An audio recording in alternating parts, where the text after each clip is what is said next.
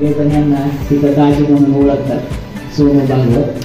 तर हे जवळपास 10-12 वर्षापासून इथं येईपर्यंत बराच वेळ लागू शकतो साप पकडण्यासाठी. मात्र हे तुमच्यासाठी 24/7 तुमच्या गावात किंवा तुमच्या घराच्या आजूबाजूला शाळेत असतात, राहणार असतात, सगळीकडे विटांचे ढिगारे असतील तिथं असतात.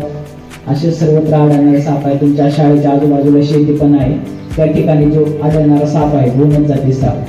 गेला संपूर्ण भारतामध्ये 350 प्रकारचे साप आढळतात. 350 पैकी साधारणतः 40 साप जे आहेत, 56 आहे टोटल, पण त्यापैकी मोस्टली 40 जे आहेत लोकांना माहिती असतात किंवा वेगवेगळे जंगल भागात असतील असे पण काही विषारी साप असतात. तर 350 पैकी फक्त मोजके 40 साप आहेत की जे विषारी आहेत. पाण्याच्या कडेला असतात, त्यामुळे तो साप पाण्याच्या ठिकाणी आढळतो.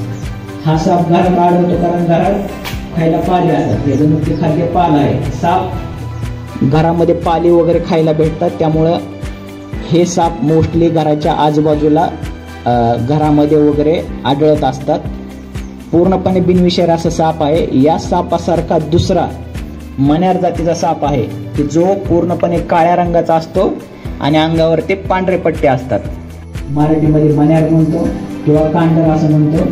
आणि रात्रीचे वेळी वगैरे करण्यासाठी हातामध्ये एखादी रात्रीच्या वेळी काठी घ्या, काठी आपटत आपटत चाला किंवा टॉर्च घ्या.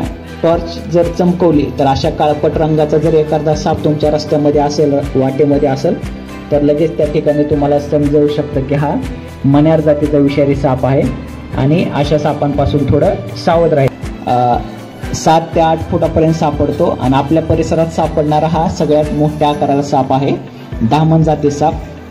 पूर्णपणे बिनविषारी असा साप आहे, पण अत्यंत चपळ असा साप आहे.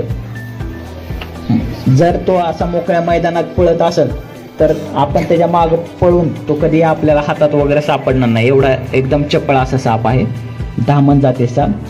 आणि या सापाला शेतकऱ्यांचा खराखुरा मित्र असं म्हटलं जातं. याचं कारण म्हणजे ज्या ठिकाणी असा धामण जातीचा साप असेल त्या ठिकाणी विषारी साप आढळण्याचं प्रमाण खूप कमी असतं.